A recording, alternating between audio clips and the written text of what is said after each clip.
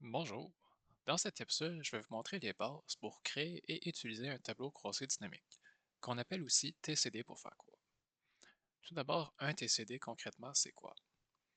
En gros, c'est un outil qui va vous permettre d'organiser de grandes quantités de données pour les rendre plus facilement analysables, sans avoir à vous-même organiser manuellement toutes vos données ou à faire des formules à droite à gauche. Donc, pour faire un TCD, ce qu'il vous faut, c'est évidemment votre base de données, mais aussi que vos données soient organisées de façon à répondre à certains critères. Premièrement, comme dans cet exemple-là, vos données doivent être mises en colonne, donc avec une donnée par colonne et avec une en-tête en haut et donc vos données en dessous. Il faut aussi que vos données soient de forme carrée ou rectangle comme ici, avec aucune ligne vide au travers. Une fois que ça c'est fait, vous pouvez faire tout simplement CTRL A et puis aller dans Insertion et Tableau croisé dynamique. Ici, on peut voir les données qu'on a sélectionnées. Puis en dessous, on a Excel qui va nous proposer de soit placer le TCD dans une nouvelle feuille de calcul ou dans une feuille de calcul existante. Personnellement, je préfère faire ça dans une nouvelle feuille. On a donc créé notre TCD qui est pour l'instant vide, ça c'est normal. Ce qui nous intéresse, c'est le menu à droite qui va contenir les différentes entêtes des données que j'ai sélectionnées, avec 4 cases en dessous qui vont nous permettre d'organiser les données comme on veut. Par exemple, si je veux tout simplement le PIB par pays, ce que je peux faire, c'est venir chercher pays, qui est une donnée non chiffrée, qui va donc aller soit dans colonne, soit dans ligne, et prendre le PIB, qui lui est une donnée chiffrée, qui va donc aller dans valeur. On a donc comme prévu le PIB par pays. Si maintenant je veux complexifier ça un peu, je peux venir chercher par exemple les années et les secteurs, qui sont tous les deux des données non chiffrées, qui vont donc aller dans colonne et dans ligne. Donc déjà un résultat qui est un peu plus concluant. Maintenant, on peut voir qu'on a les totales comme pays, avec les différents secteurs en dessous. Mais si jamais ce que vous voulez, c'est plutôt l'inverse, donc avec les secteurs, puis les valeurs pour les différents pays, vous pouvez tout simplement venir dans la case ligne, puis inverser l'ordre de vos données pour avoir un nouveau résultat. Pour ceux qui ont déjà pu l'observer, dans un TCD, il y aura toujours des fils qui vont être directement intégrés. Donc, si vous voulez venir sélectionner des données en particulier que vous voulez voir apparaître ou disparaître. Si dans un cas plus précis, vous voulez, par exemple, avoir uniquement le PIB venant du secteur de l'agriculture ou de l'industrie, sans voir directement les résultats dans le tableau, ce que vous pouvez faire, c'est venir chercher la donnée que vous voulez puis la mettre dans Filtre.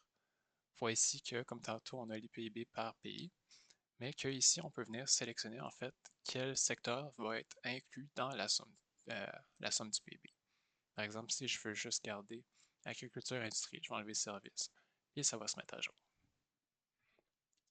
Maintenant, si ce que vous voulez, c'est pas nécessairement une somme, qui est en fait la formule de base pour un TCD, mais que vous voulez par exemple une moyenne ou une variance, vous pouvez tout simplement venir faire un clic droit dans votre TCD, aller dans Paramètres des champs de valeur et venir choisir la formule que vous voulez ici. Donc je vais mettre moyenne. Et voilà. Un autre aspect des TCD est que si vous avez à faire des changements dans vos valeurs sources, par exemple ici, si je vais dans la case pour la France en 2017 dans le secteur de l'agriculture pour le nombre d'emplois, puis que je viens mettre une valeur absurde, comme ça, et que je retourne dans mon TCD, on va voir que si je vais chercher cette valeur-là, donc ici on voit l'agriculture 2017 pour la France, la valeur s'est pas mise à jour. Pour actualiser ça, vous pouvez aller dans Analyse du tableau croisé dynamique en haut et venir peser sur Actualiser. On n'a pas besoin de ça par contre.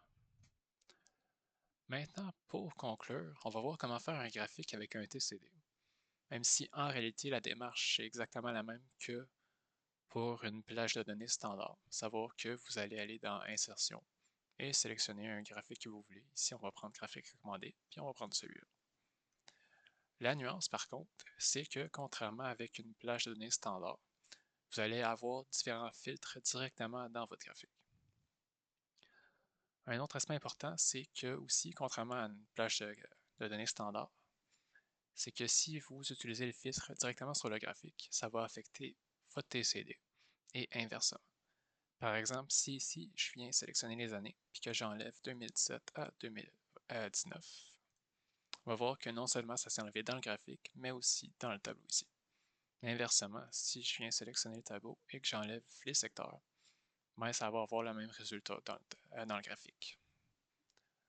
Maintenant, quand vous allez être satisfait du graphique que vous avez fait, puis que vous voulez enlever les différents fils qui ne sont pas très visuels, tout ce que vous avez à faire, c'est aller dans Analyse des graphiques pivotants et venir enlever bouton de champ ici pour regarder un graphique qui va être plus propre. Si jamais aussi ce que vous voulez faire, c'est enlever le menu qui va être à droite, ou si vous voulez tout simplement le retrouver après l'avoir fermé, c'est la même place avec liste de champs que vous pouvez ouvrir et fermer à votre guise.